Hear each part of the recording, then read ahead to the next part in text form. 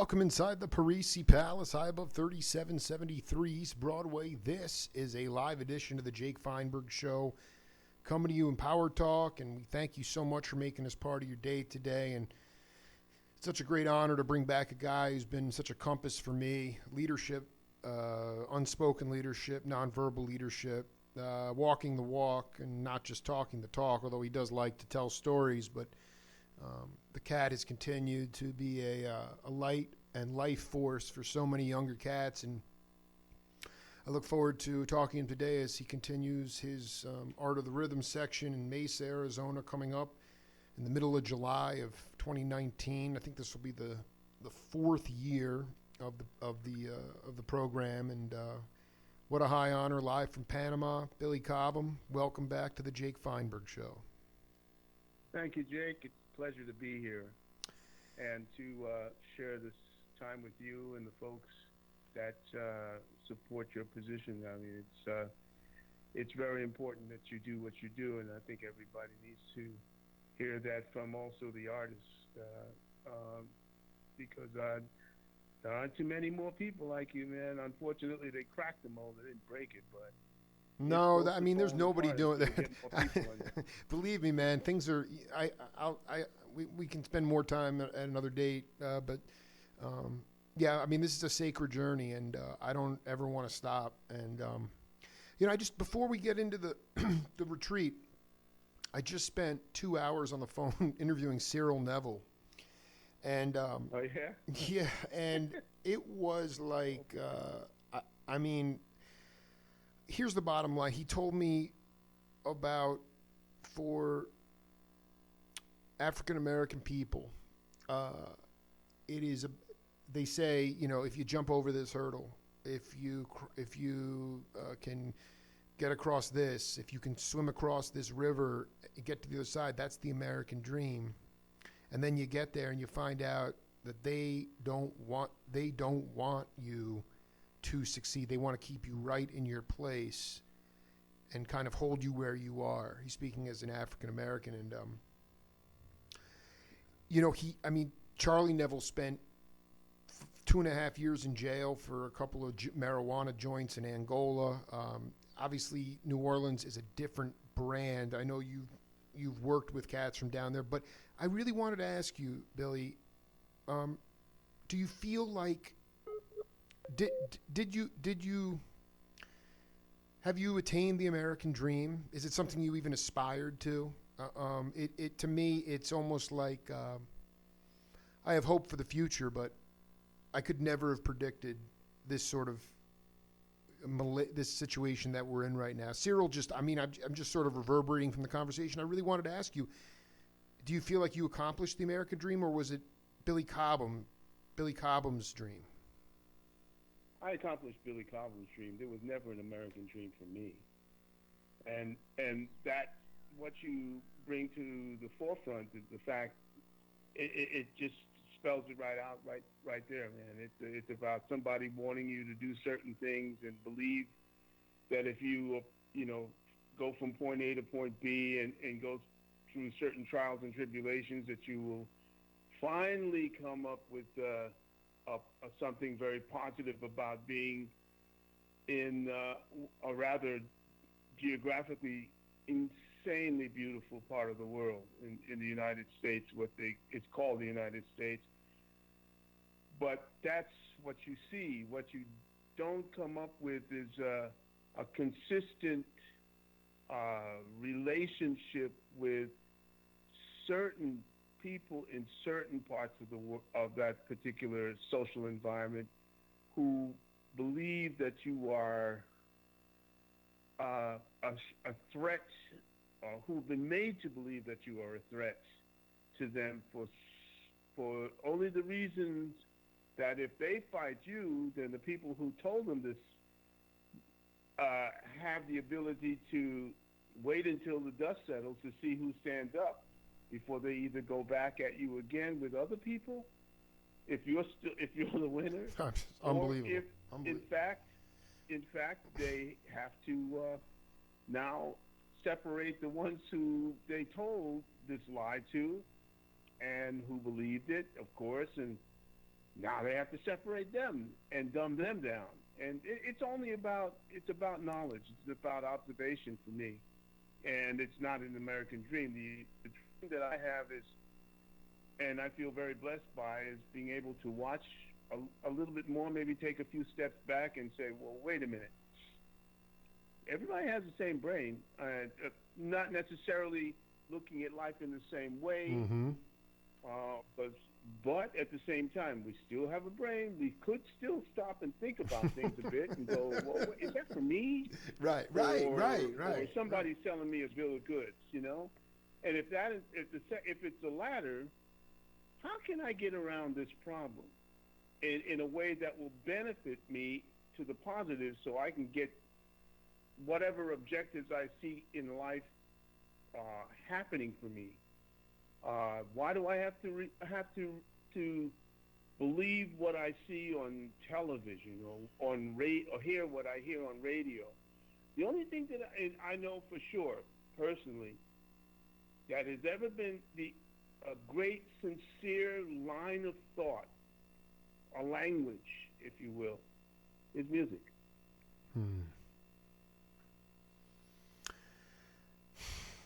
Yeah, do you feel like there were traps that were set for you that you were able to avoid? I mean, that's what Cyril was saying too. There's just all these little landmines that are set, and you can fall into them easily, or you can use, as in your case, I mean, you kept yourself busy. You kept yourself available, radio registry. It wasn't like you were at, I mean, yeah, you may have been at Jim and Andy's, but you weren't, strung out on, dope or anything. I mean, you kept, but were those landmines there this construct, this fabricated sort of divided states, I think you said we call it the United States, kind of divided states, that was laid Well, for. they were there. Yeah, they were. What were They they? were there, What, can you give an example? Because I mean, my mind is still sort of blown. Cyril just laid it on me, and I'm like, I want to talk to Billy because he was able to avoid getting caught in it. Again, I consider myself extremely, extremely fortunate. Yeah. Maybe ignorant to certain things, not naive is another good word. But yet, at the end of that little bit of naivete was this bit like, underscore cannot. I can't afford a drug if I need to eat. Right. Why would I want to spend on something that's supposed to raise me up to another level when I don't even know what level I'm at playing? So I can't even. I mean, it was like, it would sound like dumb things, but at the same time, call me stupid.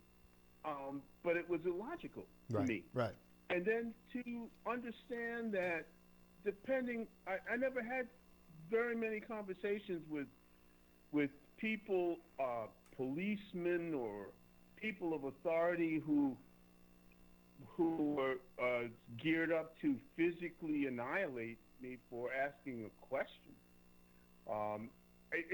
I just wasn't part of that world. So again, maybe I just saw it in advance and just never went out there. I didn't go out. I didn't hang out that much. I didn't do parties. I was busy trying to figure out how to put one foot in front of the other while I was playing my gear. My drums, I was playing in a band, while I was playing ball someplace, something that to me was like a group effort that produced certain levels of successfulness through my team. So I consider myself extremely fortunate and lucky as a black person in an environment where I got the feeling pretty much I wasn't, nobody wanted me, but I was so far down the totem pole, I guess, right. of in terms of respect, that somehow I fell through the cracks. That's it's the easiest way to say it, and I just kept watching a lot of my colleagues and friends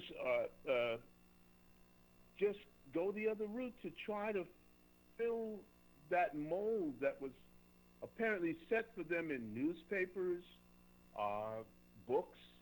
What was a jazz musician? Here's a picture of a jazz musician, and it was normally somebody leaning against a pole with one light over their head on a corner, seemingly in distress of some way, if they even knew what they were. They were just in another world.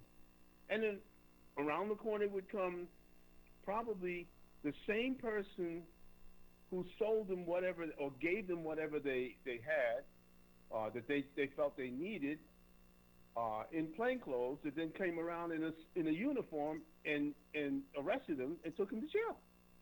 I mean, that was the story. It was always about musicians, jazz, God, or the jokes like the father says to the future son-in-law, maybe. He says, well, tell me a little about what you do. And the kid goes, well, I'm a musician. What kind of musician are you? I'm a jazz musician. No, what other jobs do you do? That's what I do. No, you got to have a real job. You can't have that. Jazz, what is that? Meanwhile, in the back room, Dad has a full collection of Charlie Parker and everybody else. But jazz is a bad word. Can't say that. See, and so you have all of those kind of those innuendos coming out, like black sheep of the family, even though the family's a white family, but because he plays jazz, oh. Meanwhile, everybody's listening in the back room in Prohibition, hey. And it's still alive today, So I get it. I see it and I go, this is all by design. Just like margarine is by design. So you eat margarine, you die. You eat butter, you may get fat. We could go on. Did you ever walk into Ron Carter in a radio interview I did with him, he said there was something wrong with this picture when I had the money to go in and buy the bagel or the donut or the whatever in the convenience store, but then they wouldn't sell it to me. Did you have anything like that go on in when you and your brother were growing up in New York? Oh, yeah, but that was through my mom and dad. Just if you can imagine, we lived in Bed-Stuy, Brooklyn. And Dad had a 1950, by then, he had a 4-year-old car, 1952 Chrysler or something. And, man, we never got past Trenton, New Jersey before things got very strange. Right. And, where we were, it was like, the car was clean. Yeah, he washed it. He cleaned it inside and all. And we stopped because the car was clean. You were stopped by the. Wanted to know where'd you get the car from? Oh boy. Yep. Yeah, it just goes on like this, and it was because the stereotype was wrong. See, as a black family, how can you afford something like this? We're supposed to have a junk truck or what? Man, this little Panamanian family turned around and went back up what was then just becoming the New Jersey Turnpike and went back to Brooklyn. Well, this was. It's like if green card is actually, we had one. We had a book of where we were going to go, and how we were trying to figure out if we could even stay, because it's not only about the interracial thing, it's about the intraracial situation also, which is not discussed enough. But there's so many problems dealing with blacks that it is, and then you start to talk about Caribbean blacks and Afro-American blacks, and this, and it's a virus, it's a cancer throughout the human race, man. It doesn't stop with one color against another. It's about people banding together for whatever reason, to go against another group of people, just because they come from a different part of the world, and that's a shame. Well, your retreat brings in people from all over the world, and right. And I think that rhythm, as you've helped me learn, and I've evolved over the last few years, just being on assignment a lot. I mean, rhythm has become a healing force. It's an incredible language. Like you said, the one thing you know is that the music is on the righteous path. But I have a question for you. I don't care whoever it is, the students that come back, the ones. Am I right in saying that it's year four of the retreat? This is year number 4. Yes, sir. So, how do you know in your heart and your soul that, because you are a results. I mean, I don't care if it's a Mexican wedding that you played, or a Toots Thielman session, whatever it is, you want to give your best. How do you know that these cats are not just getting off on the retreat, which they obviously love, but that they are genuinely making progress in their constitution as a player, in developing a bigger bag of tunes, developing their own individual sound? Is that stuff that even, I believe that's stuff that you do care about. I mean, how do you measure progress with these cats? By how they play the most complex patterns they've ever learned. And knowing and realizing when they find out how complex that pattern is, they understand that, wow, you mean I went all the way to school and got all of this together and did all of this, pyrotechnical stuff. Just lay it down and let it feel good. And find out that that's the most difficult thing to do for any musician on any instrument, including the voice. Why? Because you are, in essence, opening up yourself to criticism, to analysis that you really are not sure you want to have people say to you, not just in word, but even in actions. Like if you feeling like, gosh, all I'm playing is boom, bap, over and over again. But if that's all you're feeling from that, then yes, that's all you're playing. Because you really don't understand that may be all you need to play to make the situation, to contribute to a musical situation that you have no other control over past what you contribute. Absolutely. I mean, you're referring to this beautiful concept that Horace Silver instilled in you, and that Miles and Shelley Mann, and it's called the conversation. It's called having a conversation. Like you talk about the pyrotechnics, people going beyond what is needed, or I mean, that to me is like, So those cats, the cats will come up to you and say, I didn't realize how simple isn't really simple. I mean, do they write to you? Do you collect? I'm always kind of interested because I do see familiar faces. I mean, I love the teaching crew, but a lot of the students come back, and a lot of them are most of them are really good musicians in their own way. So, but I mean, just for people around the world that might be interested in just coming and not knowing anything about it,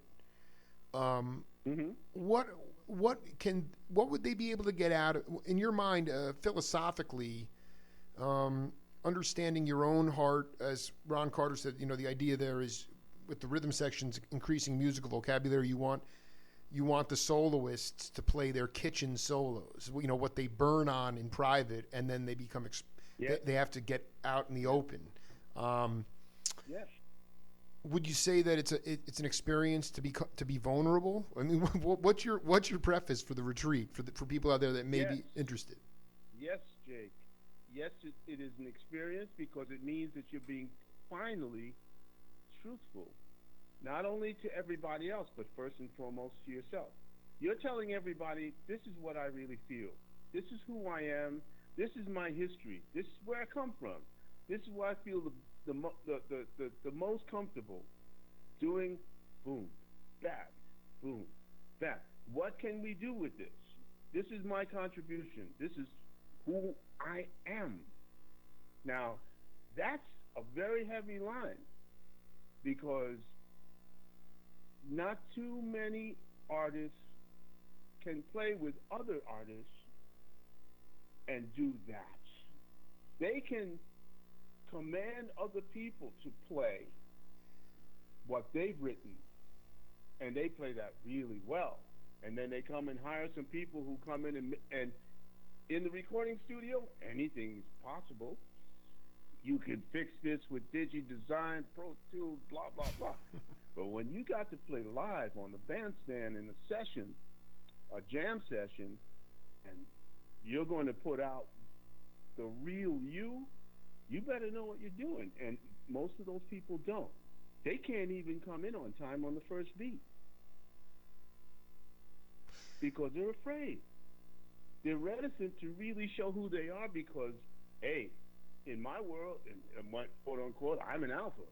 Now I'm going to go on and maybe these people sound better than me, but I wanted to play to show them just how good I was, or I wanted to show myself if I could play with these guys. So it's all about then sport, not music. And that's a question, and that's one you have to ask yourself. You see, and that goes on and on. When you can come and say, I'm going to bring something to the table equivalent to, say, the great Art Blakey and the Jazz Messengers, where he plays a shuffle, moaning, and the band is on fire, and all he's doing, shabbat. I mean, Art is no big technician. He's a better piano player than he is. Absolutely, right, and right. He's laying it down, shabbat, shabbat, and people be dancing, and all of a sudden, that's where the rub is in the truth. You see? No, I'm telling you. That's where you want to be, man. We let in with, and by the way, you're just going to find this hysterical, but I put $10 on my calling card and they gave me 20 minutes, so I have to refill it again. We got to go do another. Mm-hmm. You got a little time? Can we have a half? You have another? I'm here, man. I just wanted to say, here. I wanted to. We have like 5 minutes before I'll just 5 minutes before I have to refill it, but we let in with a tune. I'm driving up at the Pacific Northwest this past weekend, and all of a sudden this tune comes on, and I can tell it's you playing. We let in with it. It's called Painted Desert, Roy Ayers. It's John B. Williams. Wow. And I'm telling you, man, this is a jagged, weird arrangement. I can't even figure. And you are playing. These press rolls give it away. I can, like, that's Billy, you know. But it's like, it is so sparse. It is so. It is just, you're just laying it down. But it's so, you're just accompanying the whole thing. And Mike, this is just something I wanted you to ask. I wanted you to riff on. Is okay. So certain cats are alpha cats, and they don't want to. They don't want to embarrass themselves or get out in front of their skis, and so they don't want to show who they really are. And Stanley Clarke told me when he was with Horace Silver, Horace came into his hotel room one day, and they were playing a really simple blues, just simple. And Stanley was just a young, cocky kid. He was bored of that, so he was playing wrong notes. All right, and Horace walks in. He said, "Stanley, you like the hotel?" And Stanley's like, yeah, it's great. He's like, well, listen, if you can't work this tune out by Thursday or Friday, then on Saturday you're going to find yourself back in Philadelphia. And Stanley just realized at that point it was his job to play the music, to not get overly. Again, that's an example of, I guess I'm trying to tie this together with the idea of someone who's afraid to be themselves because maybe they don't have the experience on the bandstand with real leaders who can communicate what their job is. Mm-hmm. What do you? You're in the right direction. Absolute right direction. So how do you bridge that? I mean, I know that's not exactly what the retreat is about, but, don't you feel like in some ways that's the challenge for the people that come to to the retreat is being able to just get experience in a live context? Yes, and that's why we have coaches to push them in the right direction by providing them simple but effective ideas that they can play. And many of these people, the reason why they come back is because they tried this stuff, it worked, and they want to learn more.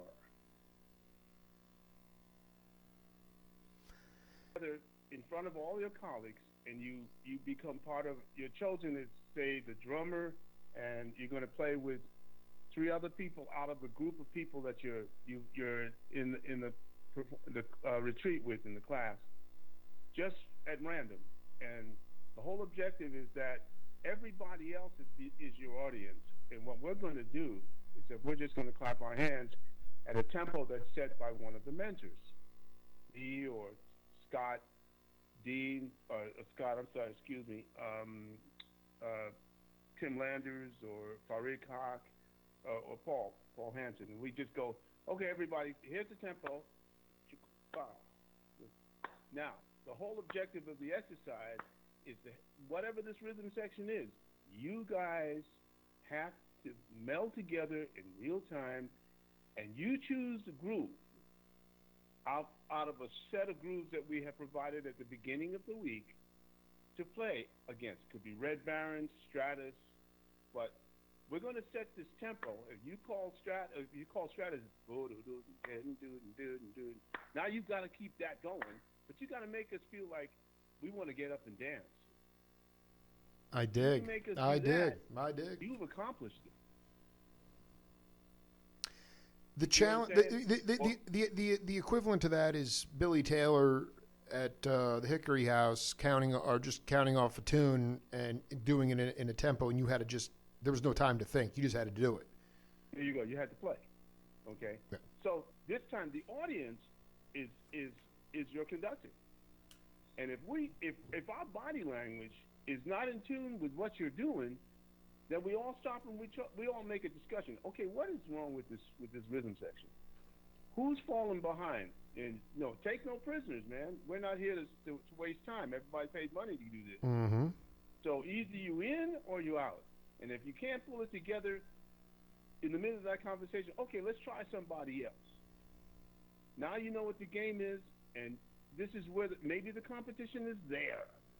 But it's to show yourself first and everybody else that you can be part of a team and play as part of a team. You can contribute as one element of the team if the rest of the team contributes in the same way.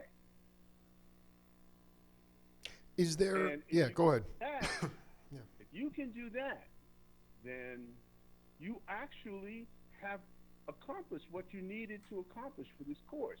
And you've kept your sovereignty within yourself, because you know inside your heart that you can stand with anybody and make it feel good if they're with you on the bandstand.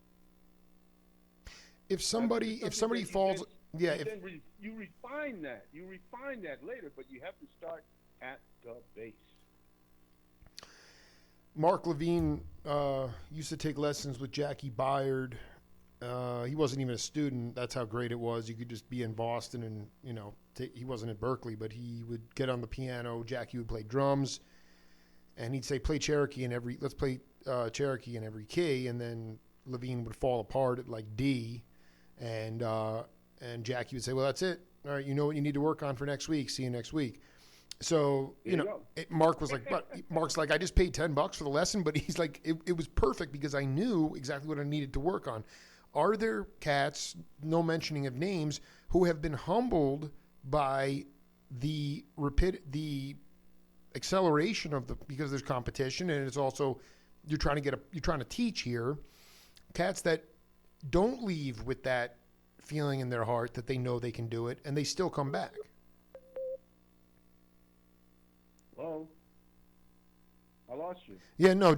Are there cats that don't have that feeling in their heart that they can do it because they fell apart, but they still come back the next year?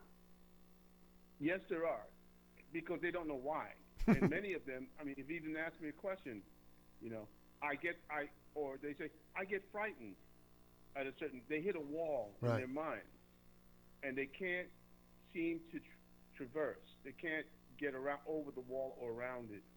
and the only thing they can do is come back and in some ways try again if they have the courage, because it's all about deciding who you really are. Do you really want to do this, or are you trying to prove something to yourself first and somebody else? That is this a game? And that's only the individual can decide that. Part of the issue that I'm hearing from you, especially you count off a tempo, there's no time to think. It's not in your head. And my generation and younger generations, like you talked about before, with the the soon-to-be son-in-law talking about being a jazz musician, it's been very intellectualized. And I would love you to talk, even personalized, because I do feel like with Fareed, Landers, the list goes on and on. You guys all play. You drop from your heart to your soul. You're already out of your head. You're out of your head, and you're dropping from the heart into the primordial gut. Can you talk? Right. Can you talk a little bit about if you ever did have? Because people say they have a mental block, right? They get anxious or they get fearful. It's mental. It's all in the head. Did you experience that in your career early on? And how have you, is part of the mission of the retreat also being able to get these people to drop to the primordial gut? I did experience it, but I experienced it as stage fright, which is the same thing. Okay, you study your lines, and I remember we were doing Christmas Carol at public school, and I don't know if I played Scrooge or not. I know I screwed up everything that I was to do because I couldn't get a word out of my mouth. Of course, my mother and father were supposed to show up, and I had to get it right. All these games that are played. You're a little person at 6, 7 years old, and you want to impress, and this is where the competitive aspect comes out. But after that, because of the fact that my father and mother were very much involved in the music scene on the Caribbean side, musicians came in and out of the house all the time. It seemed no big deal. So you're going to play an instrument. So it's all in the makeup. If you don't, and so I was blessed that I could see it all the time. I mean, we knew Sonny Payne. We knew this person. We know that. Dexter. So just on the periphery, no big friends, but respect and all of that. And it really helped me because with all of that, Jake, I ended up playing and being accused of playing too loud and being too domineering when I first started playing because I just let it all hang out. Right. And that normally was the total other end of the spectrum for me. And I had to learn to tone it down when it was necessary. So very often I'd get at the end of the gig, I didn't lose my gigs very often. As a matter of fact, maybe I count 2, 3 times maximum. And it were always funny, joking situations like Hugh Masekela or being in the studio doing I can't remember who it was. And again, being told in a funny way, man, you just write it all over me.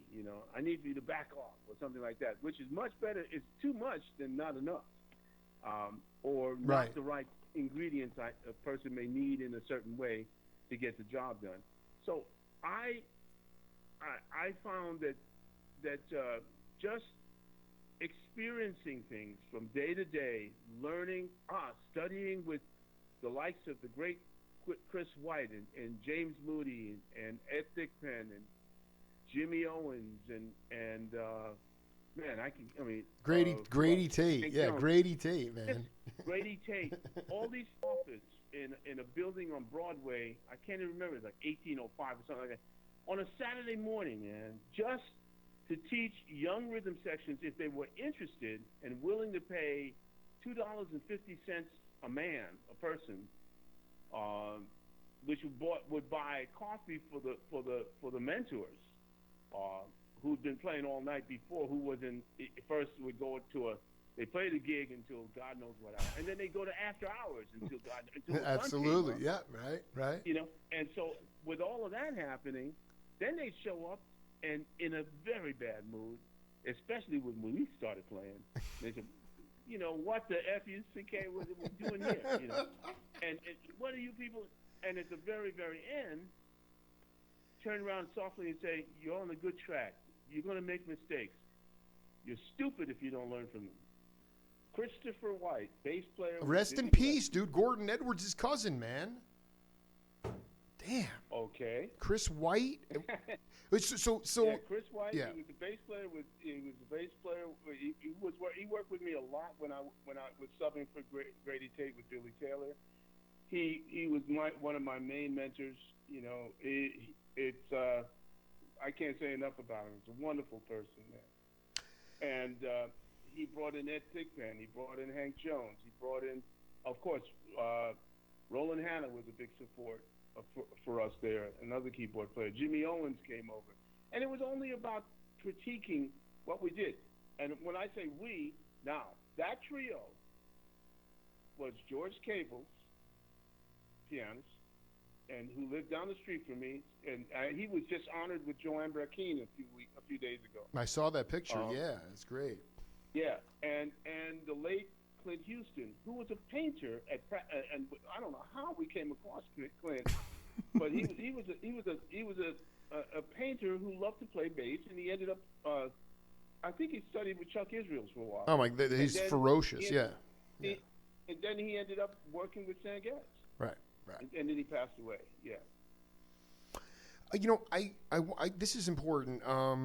Last year, you know, you've always been just incredibly salient and cool about bringing in these cats, Dean and Jerry. The first year I was there, and then last year Landers and Ron C. Kenny Barron was just mind blowing. And then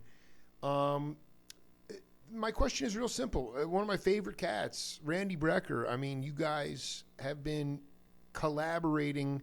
I just talked to Bobby Caldwell, otherwise known as Captain Beyond, and he wanted me to tell you that when he was in his band, he was Dreams was opening for his band, and he was stupid enough not to go out and see you. He did see you at the Whiskey a Go-Go with Mahavishnu, and it blew his mind. Yeah. But that's how far back your relationship goes. So, I mean, the obvious question would be, what's Randy going to bring to the retreat? But my question for you is, what have you learned from Randy Brecker? Randy has a very, very, very, very valuable tool. It's called interpretation. He's so consistent with the way that he will interpret the notes off the paper. He already, no matter what the chord change may say, the note in relationship to what everybody else is playing. Can you hear me? I hear you fine, yeah. Okay. He has a way to create a scenario, musical scenario around all the notes that he's been assigned to play. Unlike, I'd say in my experiences, 95% of all the musicians I've ever heard, he's one of the most lyrical musicians I've ever played with. He speaks through the instruments tremendously well and consistently, and that is also an Achilles heel for him because it makes him work a lot more than he should be, because he takes on a lot on his plate year after year after year. And one of the keys to me, one of the key things that it's important that you do as a musician is to learn to balance the downtime with the uptime. When you're up and you're playing, that still has to be supported by when you're not. It's just like rests and notes. You know, you can't play a note all the time in every bar. So you have to have some time to just the instrument down. Or as Miles said to Train, why don't you take the horn out your mouth sometime? So he's lyrical, and he's been like that forever because, I mean, in essence, the band that you put together with Alex Blake, I still can't, and Randy and Abercrombie, I still Meal Show, all those cats, yeah. I mean, it's still very hard for me to get my ear around that music, but it's incredibly lyrical. I mean, and it's completely Yes. yeah. Yes, you're right. Keep talking. I'm just agreeing. Like Total Eclipse, like these are albums that like I have room to grow in, but yet you guys in Dreams that's more I understand that language more than Eclipse, but it's so different. And that's the other part of this whole thing. I mean, I just interviewed Gary Barone, and I want to talk about this as it relates to the retreat. How much do you deal, because improvisation is, that's again, it's like a word that's turning into the word jazz. Everybody has 15 different definitions of improvisation. But what it comes down to is, I'm just reading this quote from Gary Barone. He said, I first started listening to bebop when my brother brought home J.J. Johnson and Kai Winding. I thought, wow, I said, wow, this isn't Dixieland. The rhythm section was totally modern. And you have to spend some time with the melody because mostly you're playing theme and variation. The theme is the melody, not in all cases, but in many cases. In 5 minutes, Billy, because I'm gonna lose you. I want you to talk about how much do you focus on theme and variation? That to me now, that's cathartic for me. I've learned that is the key to never playing the same song the same way once. The floor is yours. 100%.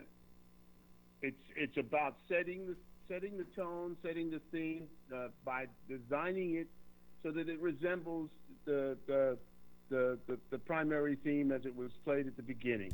And then from there, being creative with it, without losing the intentionally the people who are listening, the audience's capacity to understand where you're going and where you want to bring them back to continually. How that compares to what they've been listening to. That's what it's all about. I just want to say before I let you go, I'm going to set up another time to do this with you because I have more to. But I just want to say, in every conversation I talk with, and this will touch your heart.